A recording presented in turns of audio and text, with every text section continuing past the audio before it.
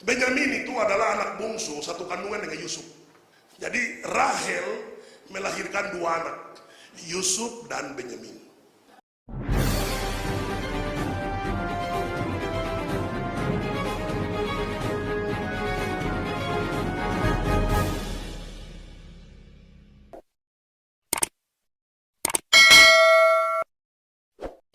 Benyamin itu adalah anak bungsu satu kandungan dengan Yusuf. Jadi Rahel melahirkan dua anak, Yusuf dan Benyamin. Lalu dalam situasi kondisi tertentu, karena Yusuf ini tukang mimpi, apalagi mimpi-mimpi semakin membuat kakak-kakak cemburu. Saudara tahu Papua punya mimpi, tanah Papua punya mimpi, dan mimpi di tanah Papua menjadi cemburu bangsa-bangsa. Bangsa-bangsa cemburu, saudara. Saudara tahu Yusuf punya mimpi, tetapi untuk menuju kepada penggenapan mimpi itu prosesnya harga bayar mahal. Amin. Satu waktu bapaknya suruh Yusuf antar makanan ke kakak-kakak di ladang. Dari jauh mereka lihat Yusuf, mereka bilang, tukang mimpi dia ada datang itu. Jual dia saja. Sebelum jual kasih masuk dulu di sumur. Begitu Potifar dan kelompoknya lewat, mereka bilang daripada anak ini dia sia-sia mati bodoh-bodoh disuruh kasih naik dia. Jual supaya ada uang. Ambil dia baju mahal indah yang mahal bapak beli itu. Ya, artinya apa saudara? Baju bicara tentang karakter Kristus harus ditanggalkan demi sebuah mimpi. Yesus ditelanjangi demi sebuah mimpi besar bagi pekerjaan Allah ditegakkan di bumi. Buka bajunya, lalu mereka mulai celup dengan darah. Lalu mereka pulang, mereka bilang kepada Yakub, Bapak ini baju siapa ini? Yakub dilihat baik-baik, dia bilang, Yusuf baju tadi saya ada titip makanan, dia pakai baju ini. Dia ada ke situ pakai baju ini. Mereka bilang, yuk baju ini juga yang kita ada ketemu di jalan ini, kena darah ini, berarti binatang buas makan dia apa? Amin.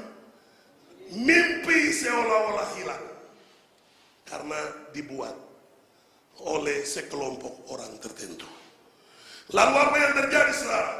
Dalam cerita selanjutnya, bagi Yakub, Yusuf sudah hilang. Tapi perjalanan Yusuf masih lanjut sampai ke penjara karena menolak perbuatan maksiat terhadap istri Potifar. Dia harus masuk penjara. Perhatikan, tukang mimpi akhirnya berubah di dalam penjara menjadi penterjemah mimpi. Amin. Hari ini kita datang, kita mimpi, punya mimpi. Tapi ketika kita dimuridkan, kita akan terjemahkan mimpi orang lain. Orang akan datang bertanya jalan Tuhan, rencana Tuhan. Begitu dua orang tukang mimpi, satu tukang juru minum raja, satu tukang juru roti raja. Roti bilang begini, kawan saya mimpi, saya bawa roti di bak, di atas kepala saya terus burung-burung gagak datang habis roti. Terus yang juru minum bilang begini, saya mimpi saya kembali lagi melayani raja dengan memberikan anggur.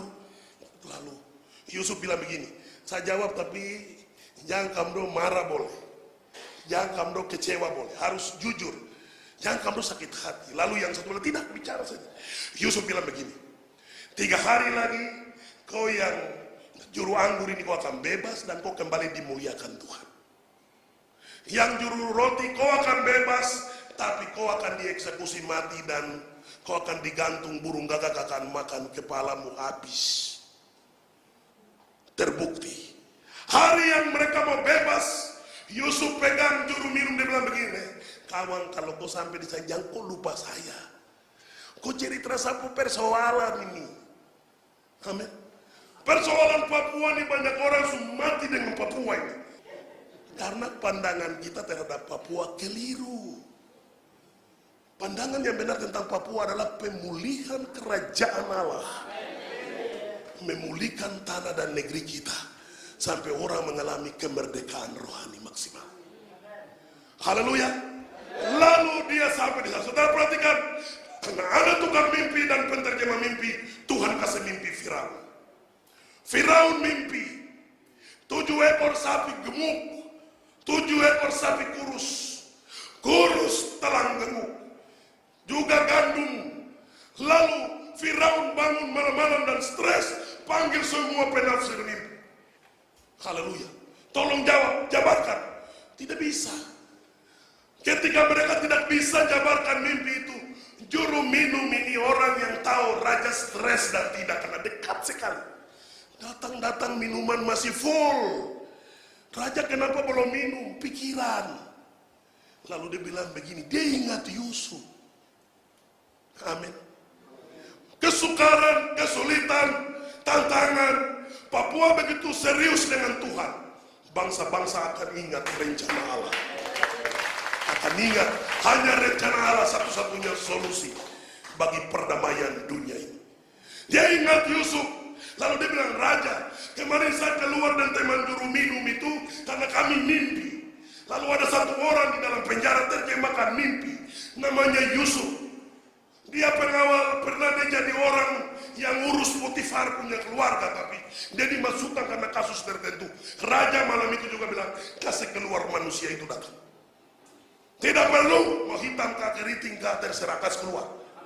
Kemerdekaan rohani harus terjadi dari pihak Tuhan bagi kita di negeri ini. Secara rohani. Lalu Yusuf datang. Raja begitu menerjemahkan mimpi, Yusuf bilang, 7 tahun kelimpahan, 7 tahun kelaparan. Raja bilang, hari ini juga aku melantik. Lalu dia dilantik, saudara. Yusuf dilantik. Orang mulai datang, kelaparan semakin kuat. Negeri-negeri yang ada semakin lapar. Sampai kelaparan pun rasakan oleh Yakub. Ruben lapar, Simon lapar, Lewi lapar, Yehuda lapar, Isakar lapar, Sebulon lapar, Dan lapar, Gad lapar, semua rasa lapar. Saudara tahu, hari ini kau dilengkapi dengan makanan rohani. Sementara di bangsa lain, peperangan. Orang semakin eksekusi di mana-mana. Siapkan 7 tahun kelimpahan, karena kau akan menjadi jawaban bagi bangsa-bangsa. Ruben lapar, Simon lapar, Lewi lapar, Yehuda lapar, semua lapar. Yusuf mengatur perbendaharaan makan minum raja, perbendaharaan makan minum Mesir. Dia atur semua. Tuhan menyimpan Freeport demi kemuliaan Allah. Tuhan menyimpan minyak di Bintuni dan gas demi kemuliaan Allah. Tuhan menyimpan kebodohan orang Papua, kemiskinan orang Papua demi kemuliaan Allah. Haleluya. Dahsyat. Haleluya. Begitu lapar dirasakan. Lalu Yakub berkata kepada anak-anak, mari kita pergi ke sana. Ada makanan, ada minuman, ada kehidupan di sana. Amin. Lalu mereka mulai datang. Dari jauh mereka masuk pintu gerbang. Jalan buka kaki begini, Yusuf bilang dalam nama Yesus, Ruben ada datang. Ini Simon, ini Lewi, ini Yehuda. Dan suka datang. Oh, kamu. Ya, Tuhan proses Yusuf. Sekian tahun supaya sakit hati harus hilang. Benci harus hilang. Marah harus hilang. Dendam harus hilang. Jadi jangan kita sakit hati dengan orang pendatang. Jangan kita marah dengan orang pendatang. Tuhan proses supaya kasih sempurna. Amin. Tuhan proses hati kita supaya kita sempurna. Yusuf lihat, oh dong ada datang. Lalu dia kumpul semua berdiri, baris. Baru dia bilang, kamu ini siapa? Kamu nama siapa? Nama. Dia tanya orang, dia gaya sudah beda. Ikut Tuhan semakin hari, gaya beda. Cara beda. Amin. Sudah beda. Bukan gaya Papua lagi, gaya Kristus. Siapa? Tanya, siapa? Ruben, Simon, Lewi, Yuda. Dicek sampai terakhir baru dia ingat dia punya teman akrab satu kandungan benyan. Baru ada anak kecil satu lagi tidak. Dia bilang ada tapi bapak tahan dia. Bapak bilang dia kakak mati, jadi loh dia kakak mati kapan? Padahal dia kakak yang tadi. Dia bilang dulu dia mati binatang makan dia. Oh haleluya. Dia tanya. Lalu apa saudara? Dia suruh gandum dimasukkan semua karung. Uang dikembalikan dengan satu pesan. Kalau kamu lapar lagi, tidak boleh lihat muka saya kalau tidak bersama Benyamin.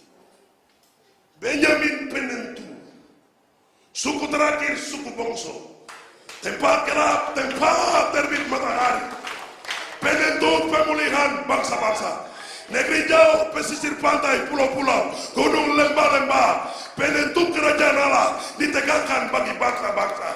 Jangan Tuhan datang sebelum melihat wajah Papua dipulihkan Tuhan. Hapus air mata di negeri ini, hapus air mata kami dari kirbat-Mu ya Tuhan. Tidak bisa Benyamin datang. Lalu mereka pulang ke rumah, makan yang ada habis. Yusuf bilang, kamu kembali lagi. Mereka berdiri bilang, iya, kami tidak akan kembali karena orang itu dia janji. Dia janji apa? Dia bilang kami tidak boleh lihat dia pemuka kalau anak kecil ini dia tidak ikut.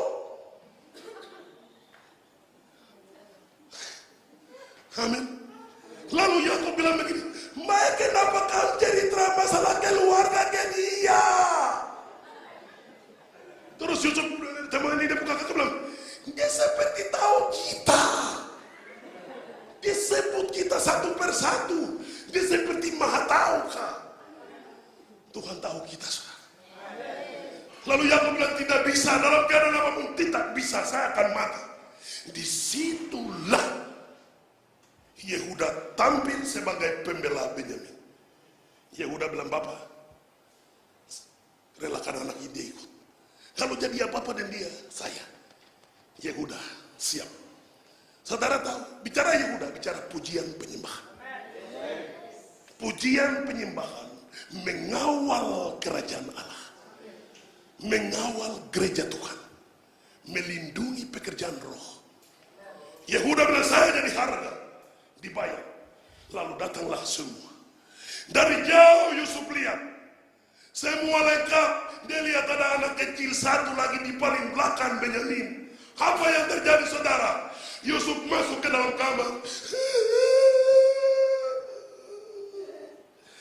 Dia sedih karena apa?